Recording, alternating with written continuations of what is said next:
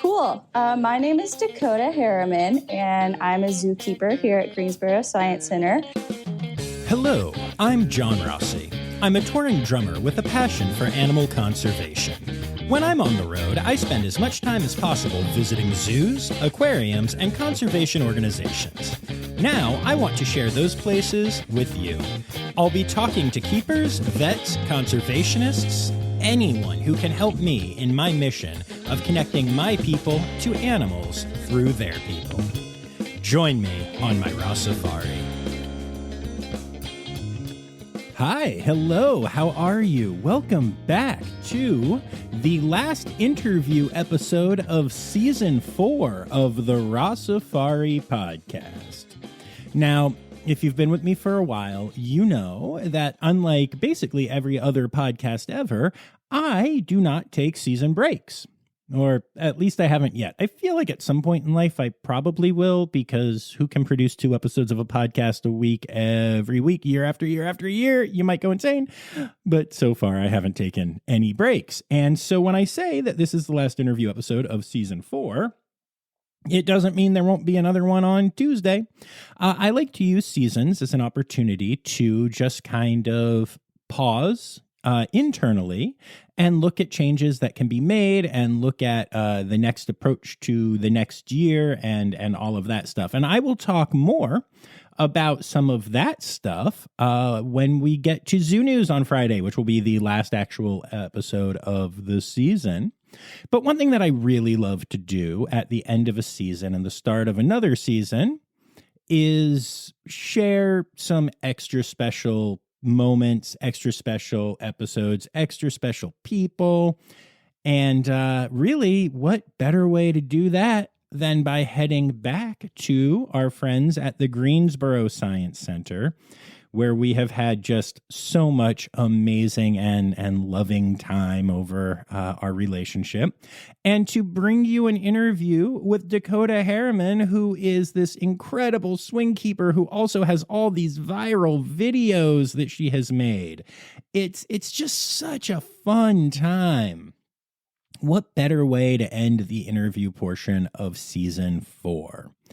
Well, of course, the answer to that is that it's not just Dakota, but would it be the Greensboro Science Center if Becca doesn't interrupt? Don't worry, you'll get to hear some of our friend Becca as well. So yeah, this is a really fun one and a really great way to put a nice bow tie on this part of the season. Can't believe we are going into our 5th year of interviews. And yes, as is the tradition, the season 5 first episode will also be a very, very special one. So should be a good time, y'all. With all that said, a couple of quick reminders. Make sure you hit subscribe so you don't miss any interview episodes or Zoo News episodes of Rossifari. Make sure you're following along on the socials at Rossifari or at Rossifari Pod on the TikTok machine. And if you're interested in supporting the pod and my mission here, you can do so for as little as $3 a month by going to patreon.com/Rossifari. So with all of that out of the way, it's time. Let's get to it. Here is my interview, the last one of season 4, with Dakota Harriman of the Greensboro Science Center. Woo!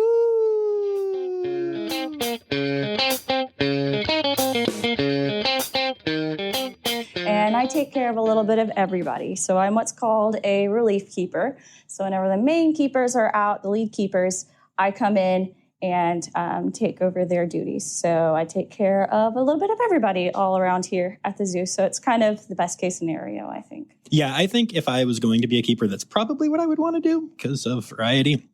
Pretty sweet gig. Yeah, absolutely. So since you're here today, what is your string today other than, being interviewed by me? Yeah. So besides you, I'm doing birdhouse, which also includes the barn. So it's the barn animals, the domesticated animals over there. And then we've got the macaw, which today's parrot day. So we're going to do a little bit of celebrating for Ruby. Nice. The hornbills, the trumpeter hornbills, which are some of my favorites. And then the kookaburra and lapwing. So yeah, a little bit of everybody. Very cool. And so tell me about your start with all of this. Did you always know you wanted to be a keeper, all that kind of stuff? Sure. So just like a lot of people in the field, I grew up watching Zaboomafoo and Steve Irwin. So I've always been really interested and I've always wanted to. However, I got a little bit scared out of doing it. I got scared into a little bit more of a safe career, which to me was teaching. So my family's full of educators. So I taught high school Spanish for a few years, went to school for Spanish education, got my bachelor's there, and did that for a few years. And I did really like it. I liked making connections with people and being able to transfer my passions about things to other people. So I really loved that. But we moved to North Carolina. I married into the military, so we moved over here. And then I just happened upon Davidson County Community College, which has a zoo and aquarium science program. So it's like a fast track zookeeping school, basically. So I got my associate's degree there to do this. And I did several internships here at the Science Center and a few in different other facilities around the East Coast. And yeah, I really enjoy it here at the Science Center, but I definitely feel like I'm where I'm supposed to be. I really enjoy working with ambassador animals and still being able to make that connection with people. So that's where I'm at right now. Okay, very cool. So what was the program in school like? It was great. So we did a lot of fun classes, like how to train animals and focusing on animal behavior, some not so fun classes. Thankfully, I'd already taken care of like those math ones that are necessary, but got those taken care of. But then also some biology classes and habitat design classes. So a lot of really fun, very niche classes that kind of prepared us for this exact career. And then it was required to do an internship for almost all of the semesters. So 5 out of 6 semesters. And that was a lot. So it's a very in-depth program and it's a lot all at once, but it is 2 years, so not terribly long. And it was a lot of fun. I've met a lot of really good friends there. Very cool. Very cool. And so you said you were a high school Spanish teacher. That's right. What do you find more intimidating to work with? Large predators like the tigers here or high school students? Yeah, so I still come across some wild high school students here at the Science Center, and they are a little intimidating. They are very gregarious and hang out in big groups, and that does scare me a little bit. Thankfully, though, I really liked teaching high school. I was young as a teacher, and so I got along with the kids well. And whenever they're high schoolers, you can roast them back, which I really enjoyed. So I couldn't really do that with elementary age kids, but I really enjoyed it. But that being said, yeah, the high schoolers are still scarier. Yeah, I believe that. Has either your education background or your Spanish background come into play in your keeping career at all? Yeah, so Spanish is good to have no matter what your career is. Any other language is good to have in your back pocket. You're going to be an asset that other people might not be able to provide anywhere you work. So here we come across some guests that speak Spanish as their first language or their only language. So I'm a good resource there in giving directions and answering questions. But in a few of my other facilities I've worked at, it's been a little bit more of a need. I worked in Florida for 2 different semesters, and there were more Spanish speakers there. So it came in handy more there than it does here, but I still use it a bit. And I think I use my education career or background all of the time whenever it comes to training animals, but also whenever it comes to dealing with people. Makes sense. Do you ever get the opportunity to do any like direct educational stuff here, like any of the, the courses that you might have for like a field trip or something like that? Not much. I do every once in a while. With the summer coming up, we will be getting into what we call zoo treks, which are these groups come in and they get a little bit of time with certain animals. So I'll get to hang out with them, hang out with some animals, introduce animals to people. I don't get to do as much as I would like.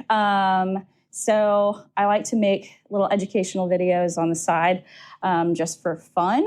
But I do keeper talks once a week. And yeah, whenever those zoo treks come up, that'll be exciting. It's always very busy, but it'll be fun. Nice. That's really cool. And yeah, we will talk more about your videos in a little bit, because those are fun. So what are some of your favorite animals that you work with here? So I talked about the trumpeter hornbills for 2 seconds, but they are so much fun. Yes, and we haven't really talked about them here at all yet. So let's spend some time on them, because they are amazing birds. Amazing, yes. Yeah.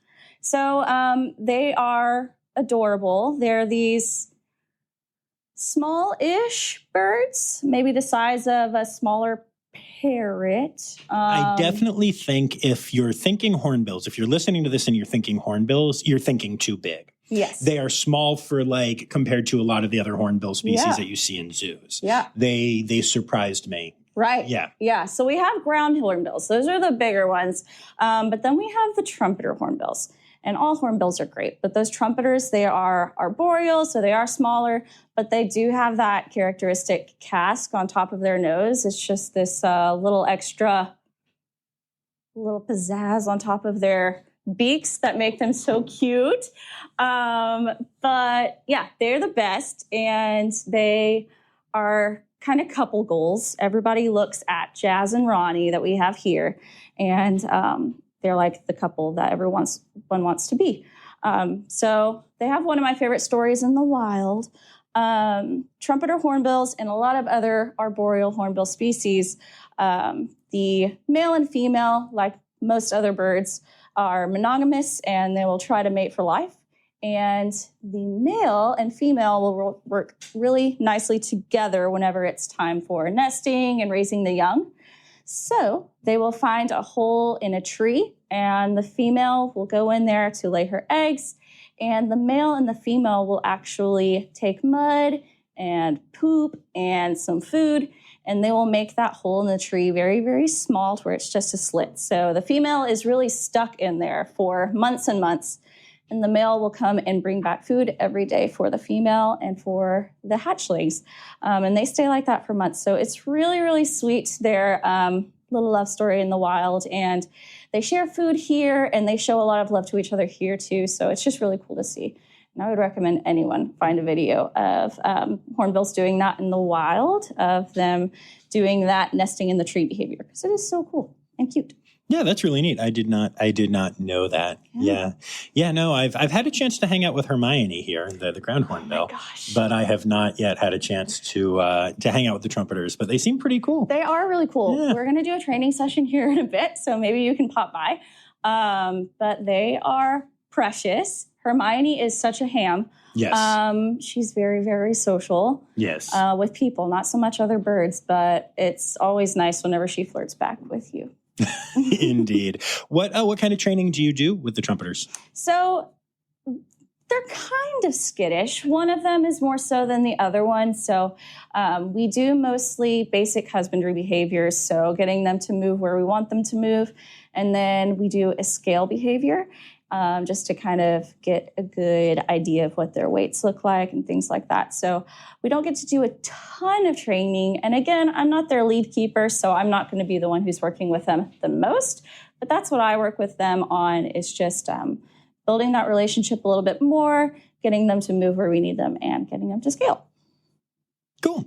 And that actually brings up an interesting point. So as a relief keeper, you are relieving other keepers and going and doing a thing. But in particular with training, so much training is relationship based. So what do you do to maintain those relationships? And do you have to, for lack of a better way to put it, kind of graduate into each behavior with different animals? Do you have some crazy checklist somewhere with every animal here and what you can and can't do? How does all of that work? Yeah, you pretty much hit the nail right on the head.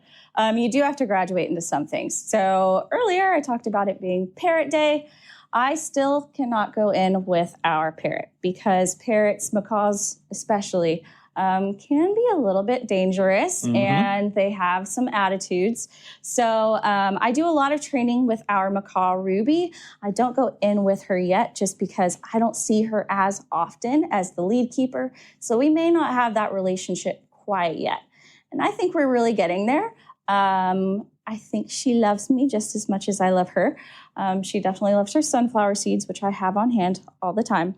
But yes, you do have to graduate into some of the behaviors with them, especially with our smarter animals like them and the gibbons. I've been working with them, the lesser apes, quite a bit, and have graduated with some of their behaviors as well. So it's something that I work with the lead keepers with, and we kind of check in with each other. And then we're lucky enough here to have a training coordinator, so I can check in with her as well, just to make sure that I'm on the right track. But it also is really important because you might not be in an area for a while as a relief keeper to maintain that relationship with the animals. So no matter what string I am, so for example, today I'm the barn, but I might go down and train my little lizard friend just so that we maintain that relationship and it's not forgotten if I don't see him for a while.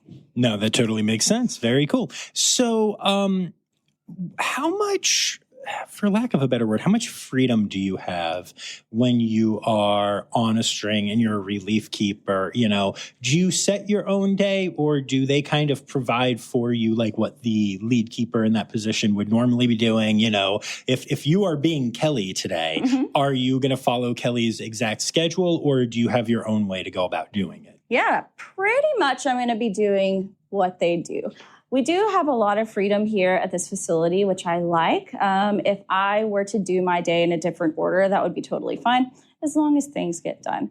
I'm the type of person where whenever I'm trained on something and I see it, I probably am going to do it that way, unless I've come up with something better, which I usually don't. I try to do kind of what I've been trained, but where the freedom comes in and where it's a lot of fun is with training and enrichment. That's my two favorite things in the field. I really enjoy giving enrichment to animals, and that's where we can be nice and flexible and be really creative with what they receive as enrichment, because the more creative we are, the better their lives are. So I enjoy that aspect and that freedom there. That makes sense. And what are some of your favorite enrichment things that you've done? Ooh, that's a good question. Let's see. I really enjoy making birthday cakes for the animals. It's my favorite thing. And half the time it scares the animals and they aren't interested in the cake. But I really enjoy it because it's not just an extra treat for them, but it's fun for the people who get to see it. It's fun for me. And yeah, I just think it's a little bit more special. So I like making cakes for the different animals. Like I said, today's Parrot Day. I said that a million times already, but I'm doing something special for Ruby. So she's going to get some extra peanuts, and I'm going to give her something that she can really destroy. So that's what I like to do, is kind of give the animals things that they would naturally do. A macaw destroys things. So I'm going to give her a lot of boxes that she can destroy. So the more they interact with it and the more they are displaying those natural behaviors, that's what I really want to see. And that's what's a lot of fun, is getting them to kind of display what they would in the wild and get to live that out. All right, we'll be back after this quick break. Hi, this is Kathy Hill from the Indian River Lagoon National Estuary Program. We're all about restoration projects in progress this season on One Lagoon, One Voice. Learn about the great strides the lagoon community is taking to restore and protect the Indian River Lagoon. Each week, we dive deep into discussions with scientists, resource managers, and nonprofit leaders to explore lagoon issues and solutions. From oyster reefs to clam restoration, algae blooms to muck, you'll learn all about the projects we're tackling to bring the Indian River Lagoon back to health. Click the link in the show notes to follow One Lagoon, One Voice, learn about the IRL Council, and explore our unique lagoon.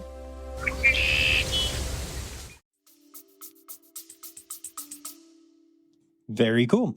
And when you're thinking about like what you want to do for enrichment, how do you go about figuring out like what you're going to do? So the very first thing that I do is I make sure I know that animal's natural behaviors and kind of what they do. And then it's also very important to know what they can't receive. Some of our animals can't have certain things because they aren't very responsible with it. Some animals eat the paper, which they're not supposed to. And so you have to be creative and work around those restrictions. But beyond that, I just try to see what they would be doing in the wild, what they would spend most of their time doing. So it's not going to be the same for the horses as it will with a tiger. The horses get a lot of things that include foraging. Most of their days in the wild for any hoofstock is going to be eating. For our predators, they're not going to spend as much time foraging.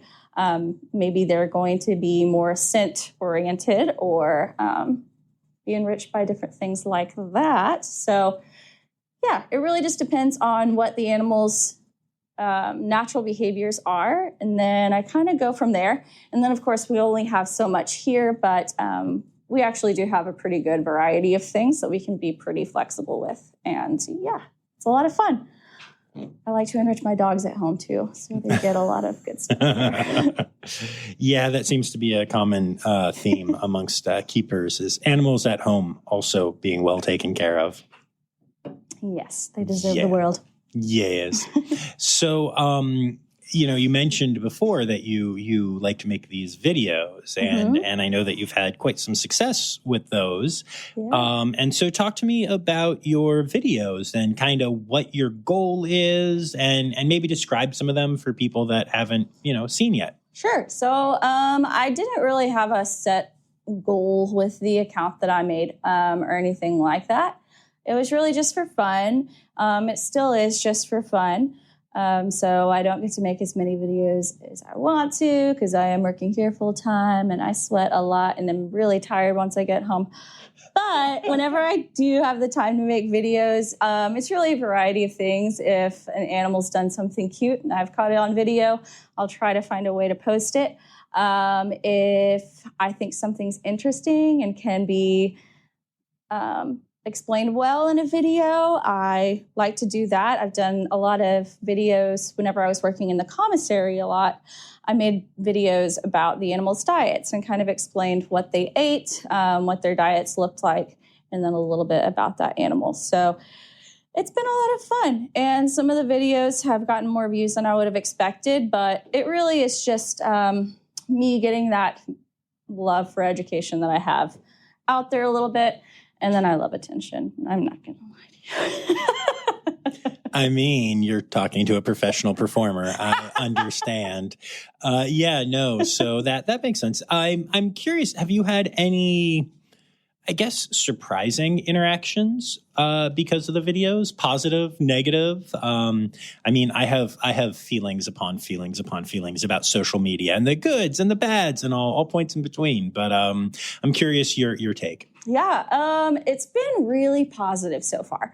And like I said, don't have a ton of videos out there yet. I'm pretty new to all of this. And so far it's been really positive.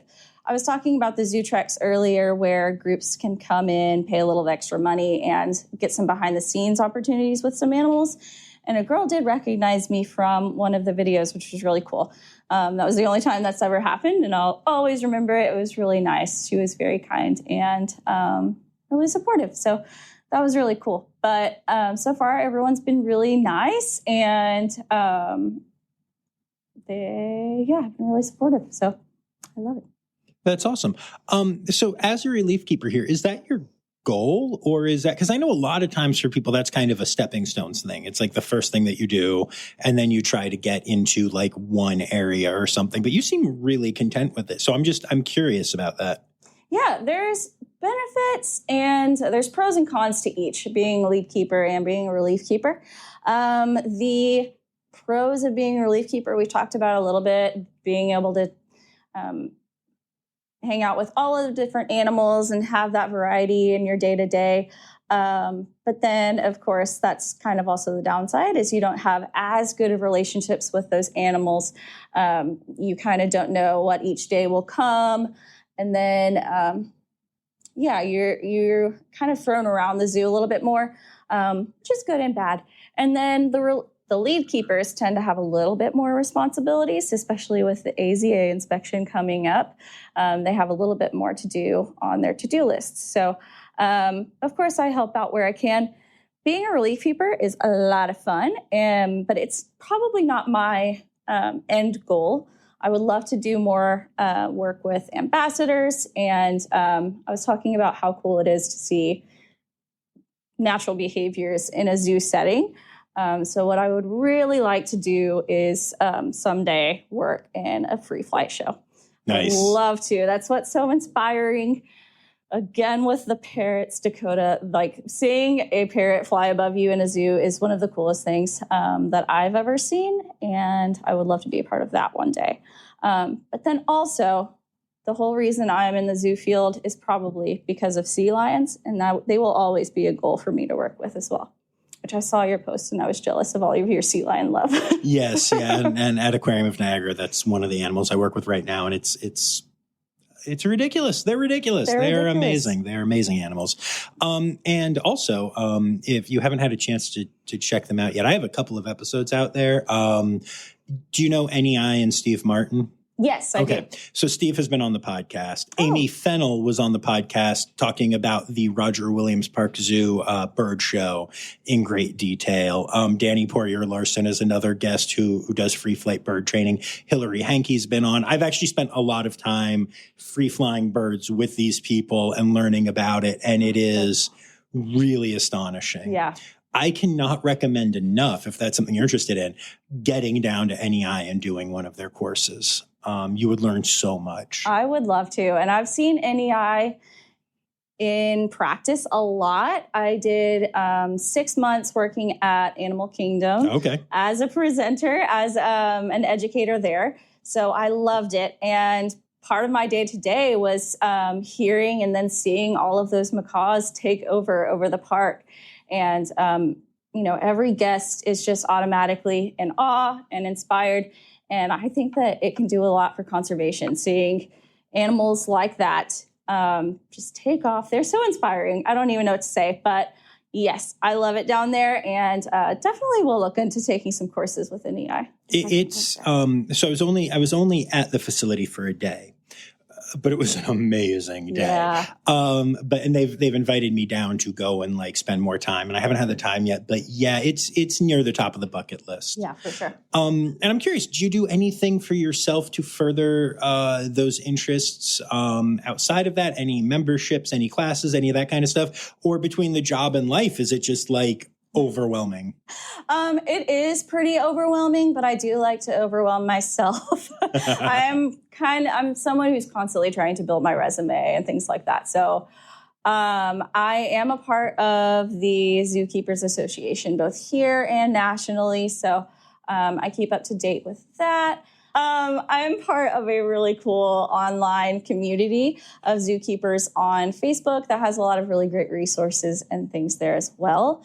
I don't know how much to say about it because it's not official, but the Science Center has a really cool conservation grant that it's just something that we do to put some money out there and some efforts out there for conservation. You probably talked with Kelly and Jen about their experience in Nepal. That was part of the conservation grant. So I've applied to work with, yet again, parrots in Costa Rica this August. Things are looking pretty good. But what organization? I can do some research there.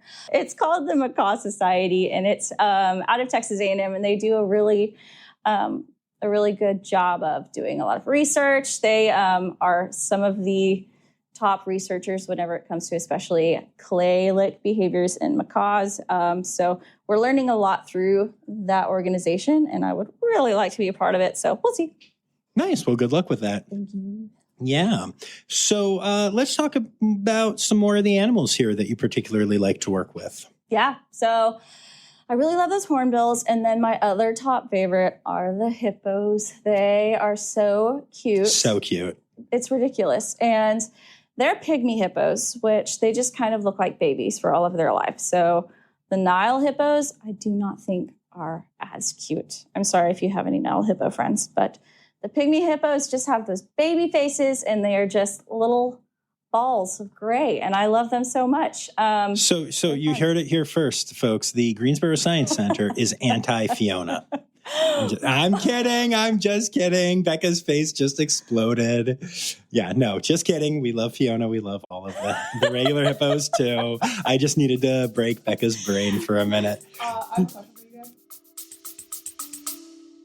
All right, we'll be back after this quick break. What if I told you scientists discovered 100 new species in the deep ocean? Why did crocodiles survive extinction? Megalodon. How did it go extinct? Hey, it's me, Boris Galante, wildlife biologist. You might know me from Joe Rogan's podcast or my various TV shows like Extinct or Alive and Shark Week. Join me and my friends as we dive into the wild world of animal anomalies and everything wildlife. Don't miss out. Click here to uncover these mind-blowing animal mysteries. All right, so we asked this on our TikTok, the Greensboro Science Center's TikTok, but I want you two to discuss it, and then maybe you can open it up, John. But pygmy hippos, specifically, are they avocados or are they potatoes? Do you have any thoughts? I feel like they're not as bumpy as avocados. So I feel like they're potatoes. See, I was going the opposite direction, so I can see why this is a question that gets a lot of traction. I think they're kind of avocados. They have some bumps. I haven't seen Fiona up close, so I don't know if she's more bumpy. I have. Oh, okay. Yeah. Well, if she's bumpy, then I guess. But I wouldn't say that they're like a big Idaho potato. Maybe like a little, it's a smaller potato. Like a russet potato. Perhaps a russet potato. Yeah, russet potato sounds good. What are your thoughts, Becca? All right, so I was team potato until we did this, and I had someone who was super convincing in the TikTok live messaging me, and I am team avocado because if you look at their skin, it looks like an avocado. It's not as bumpy as an avocado, but it is very like, it looks like an avocado. I mean, they're like gray. They have like that dry, like ripply looking skin. I feel like maybe the pygmies are a little more rough looking than the Nile hippos. So the river hippos. I don't know. Well, I'm team avocado. I didn't want to gang up on John earlier, but yeah, I'm definitely team avocado too. They're pretty darn bumpy. I mean, that's fine. You guys can be wrong. It's cool. Whatever. Like, it's fine. I'm just amazed, by the way, at like the fact that we were actually kind of in the middle of a thing and Becca's ADD kicked in and it's just like, I'm going to ask a question that I've asked on the podcast before for the record. First of all, Dakota hadn't heard the question. No, I'm new. You broke me. So you deserved something. That's fair. But yeah, Becca's ADD is the real star of this podcast. Maybe that's just what we name our podcast. ADD with John and Becca. Oh my gosh. It's time for interrupting John. Y'all, I'm team avocado. I don't even know. I was very tired when I was recording this interview, and I was pretty adamantly team potato. And then I literally walked out of the room where I was recording and went down and immediately saw the pygmy hippos. And my literal first thought, I wasn't even thinking about this question in the moment. I was just excited to see the pygmy hippos that I love so much. And I was like, oh my goodness, look at that. It looks like a big avocado in the water. And then I thought, dang it. And then I thought, I can never tell Becca and Dakota this, at least until I put it in the episode. So anyway, team avocado all the way. I know you care. Back to the interview.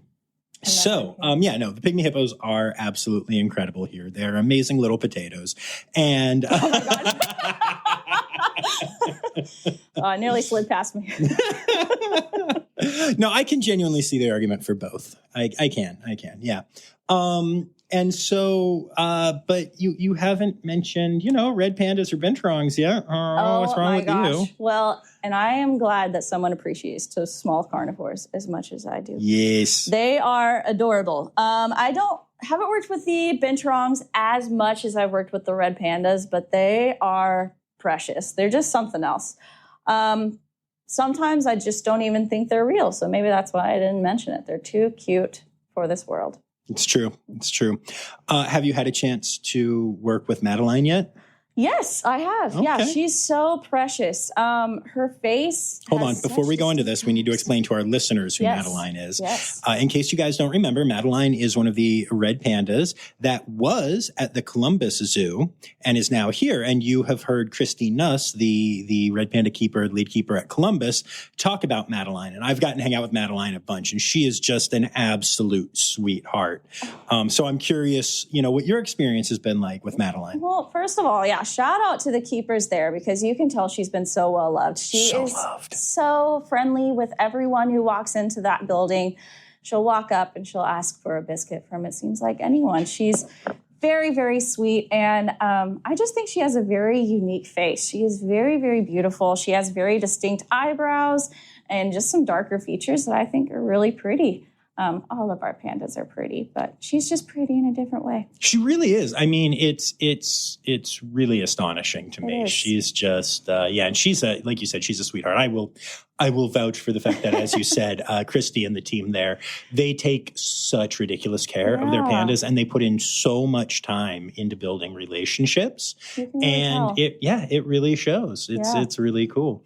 That's so exciting that you got to hang out with Madeline. It is. I love her. Yeah, she is so sweet. And she's finally out of quarantine. So, of course, whenever an animal comes into the zoo, we want to make sure that they're healthy, our animals are healthy, and she's passed her exams. So now she can go outside and explore her world.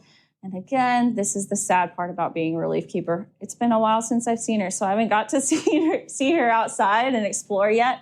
But I'm sure she looks even prettier out on exhibit. Yeah, no doubt, especially on a beautiful sunny day like today. Yes. Of course, I don't know because I've been doing interviews all day. Oh, so sad. I'm actually really excited after this to, do the zoo. Yeah. Normally, it hasn't gone quite that way. And I'm so grateful, all joking aside, I'm so grateful to Becca for setting all of this up. But I'm also like, I just want to go see animals. I'm at a zoo and I'm in a conference room. I know. That is exactly how I feel about my job. Sometimes I'm stuck behind a desk more than I want to be, or in meetings more than I want to be, but it is those moments that really make it all worth it. Yeah, no, 100%. One of the more interesting things about volunteering at Aquarium of Niagara is no matter what's going on, you get to at least go out for a seal feed each day. And sometimes I'm with the animals most of the day. And then sometimes I'm doing all kinds of crap and I'm in kind of a bad mood and I'm folding laundry and it's fine. Got to do the thing. And then you got to the seal feed and it's instantly everything is perfect.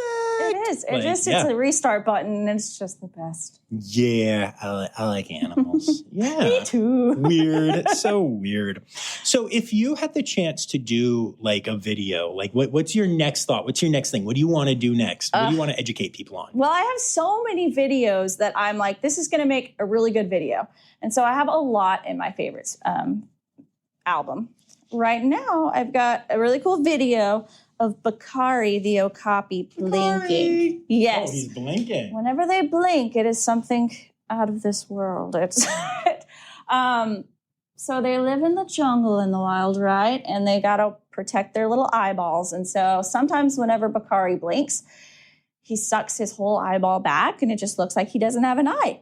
And it's a little bizarre. I do not know this. I think I'm going to put caution on the video because it is weird to see, but it's really, really cool. Wow. That's fascinating. In a haunting way. That's fascinating. Bakari is such a good okapi. He's such a good boy. Yeah. Not a lot much in his brain. No, It's okay. no. Sometimes he just goes to the wrong fence. You have to find him there, but that's okay. That's okay. We all do. Yeah. There was one time recently that I was here and I was just on the boardwalk and I went to that exhibit and I was like, Bakari, Hermione. And these two ladies walked by and they were like, that's weird. Why is that guy making up these weird names for the animals? And I'm like, no, those are their names. And they're like, yeah, sure, dude. And I'm like, no, okay. You think I'm just, no. That happens a lot here. You really embarrass yourself. I keep on talking about this parrot, but Ruby really yes. likes Ruby. Single Ladies by Beyonce. Oh, okay. No, yeah. Sometimes. So there have been cases where I am singing my heart out, doing the dance, and she just ignores me. And there's a whole group of people around. And so I get what you're feeling. Right there. Yeah. But hey, it's enriching for Ruby, your obviously favorite bird. It's enriching for Ruby, that's for sure. And she is my favorite. Yeah. So what's next for you? This, which I'm really enjoying. So, like I said, I've got that conservation thing that I'm really hoping for. But officially, just this. I'm hanging out. I am transitioning into a little bit less of all around the zoo, which is a good thing and a bad thing. I'm not going to get to see my panda friends as much, but I will get to see the binturongs more. So I'm going to be a relief keeper for 3 strings specifically instead of the whole zoo. So it's going to be nice because it is a lot to remember for the whole zoo. So I'm excited to get to work a little bit more concentrated on one team instead of the whole zoo. So that's something that's new for me. And then, just hanging out with all my favorite animals, doing the same thing. Nice. Now, you said you married into military. Is there any risk that military will whisk you away? No, he's done with it. So, actually kind of the opposite. I'm afraid that I'm whisking him away into getting a job that is animal care. And we will have less money if that is the case, but that's okay. Well, so wait, in animal care, you're saying? He's so what not does he want to do? completely sure yet. He plays a lot of Zoo Tycoon, though, so so we'll see.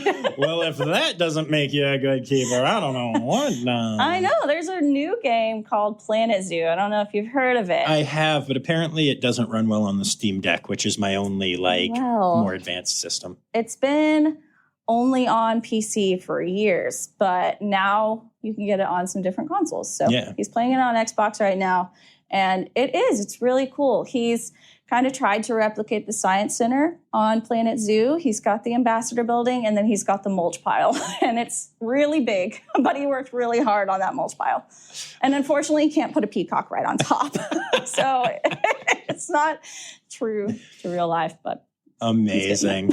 Yeah, actually, so when COVID hit, that was like before I started this podcast. This was a COVID project, but I had been going to a ton of zoos on tour and stuff, and I was really missing it and really missing the chance to go around and photograph animals and stuff. And my wife and I were visiting her parents, and they had, I think it was Zoo Tycoon. It was one of those. Yeah. And Zoe went and built me a zoo one night and then just dropped me the controller and was like, here's how you take pictures. And I literally virtually walked around and Rossifari'd. And I kind of thought, like, when she was like, here, I did this, I was like, oh, that's sweet, but I don't know that this is going to work.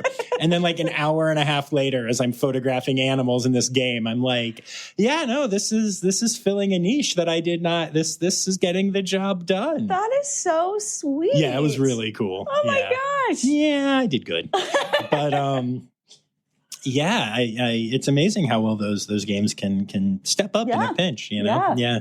There were a couple of times where Elmwood Park Zoo in Norristown, you can see their giraffes from the parking lot. Oh. And Brandywine Zoo in Wilmington, Delaware, you can see red pandas and like 1 or 2 other animals from their fencing if you kind of not climb on it, but climb up. It's hard to explain, but I wasn't doing anything that would get me kicked out. But I would never do anything like that. But it was an awkward thing, but like people saw me. It was fine.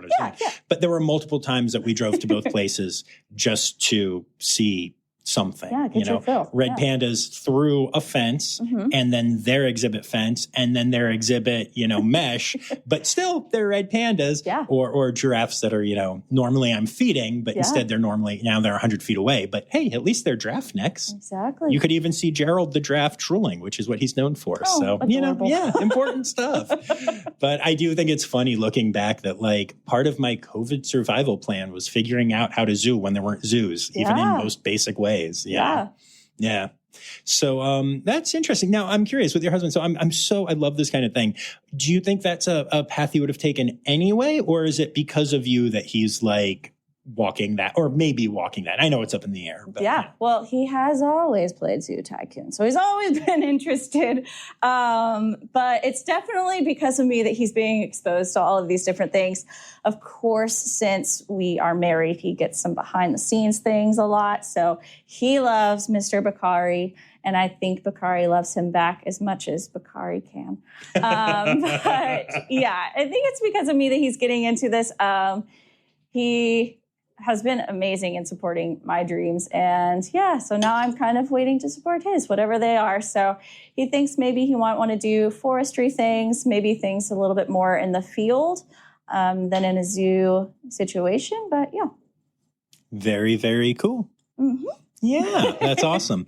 Are there any conservation organizations that you'd like to give a shout out to? Let's see. There are a lot of good ones out there. Well, I've talked about parrots and macaws only once or twice. Today. Yeah, just a couple of times.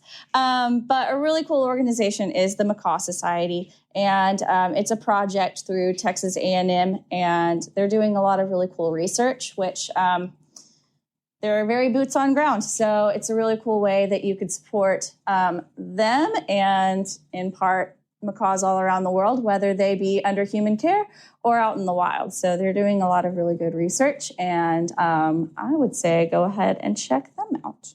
Very cool. And then it is time. It's time now, don't you know? We've come to the end of the show, but there's one tale left to go. You're gonna laugh and say, oh no. It's time for the Rossifari poop story. Okay, well, you've talked to Kelly before, so I hope she hasn't already told you about panda poops. I actually kind of like the smell of the blockhouse. That's a weird start to this story. And yet, we're keeping it. I like the smell of their poopies. It's so sweet smelling. All right. Well, anyway. What animal are you talking about? The red pandas. Yeah, she said pandas. Yeah. They're cute and their poops are cute too. So red pandas spend a lot of time in the trees, right? Yes. So we've got some very high platforms here for them, and they poop up there, and it's difficult to get the poops down. So what do? You may ask. We have a very, very long rake, and we stand underneath the platform, and we take that very long rake, and we scoop the poop off, and we call that task sky poop.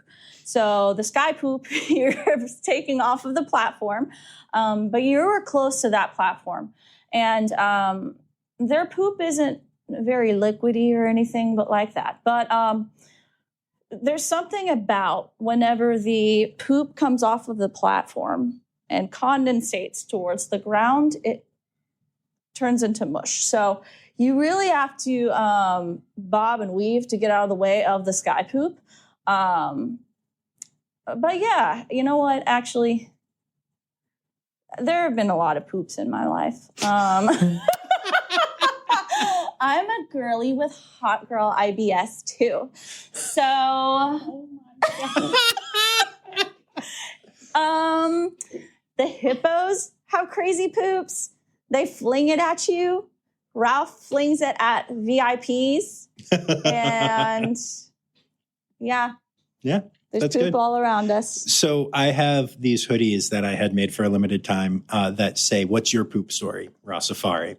And I was wearing one to a mall, and this very pretty young lady looked at my hoodie and was like, what's that? And I was like, oh, I have a podcast where I, interview people at zoos and stuff. And we do a poop story. Poop story? This is part of it.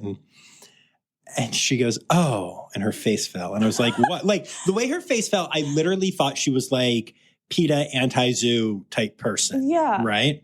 And I was like, what? And she goes, oh, I have terrible IBS. And I thought maybe like you did too. And it was like something about like IBS stuff. And like I could, like we could connect over that. And I was like, oh. Girl, nope. If you're listening, connect with me. I will connect with you over our poops. We do it all the time. We need to make it more normalized. Again, there are poops all around us and in us. And you have to accept that. There is poop in you right now. If you are listening to this, if you are speaking on it, if you are hiding your face sitting next to us and your name is Becca, there is poop in us all. There's poop in you. There's poop in me. There's poop in we. There's poop in we. And also pee. And pee. Yeah. All right. And on that lovely note, thank you so much for taking the time to do this. Thank you very much as well. Ridiculous.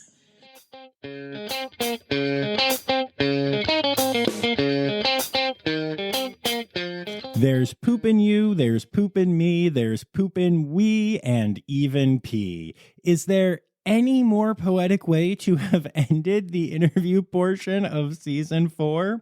That was without a doubt the most Rossifari ending to an interview ever. And I'm so grateful to Dakota and of course to Becca and everyone at the Greensboro Science Center for being such an amazing part of the Rossifari family.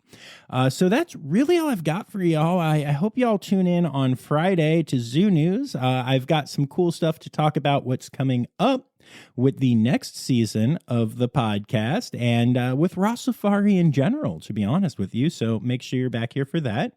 And before I go, I'd like to say thank you to all of you for having been so incredibly supportive these last 4 seasons, and especially to all of my patrons and my Red Panda level patrons, Dr. Laura Schenk, Dr. Stephen Williamson, Barbara Bennett, and Jenny Owens. And all right, be back Friday, last Zoo News of the season. It's going to be amazing. Remember, friends, the word credits backwards is Steiderk. The Rossifari podcast is produced, hosted, and engineered by John Rossi. Editing and fact-checking by John and Dr. Zoe Rossi. Our theme song is Sevens by Nathan Burke, performed by Nathan and John. Interrupting John theme and additional voices by Taylor Isaac Gray. You can reach John directly on Instagram and Facebook at Rossifari or by email at rossifaripod@gmail.com. Rossifari is part of the Daydreamer Media Network. Now, stop listening to me and go visit a zoo.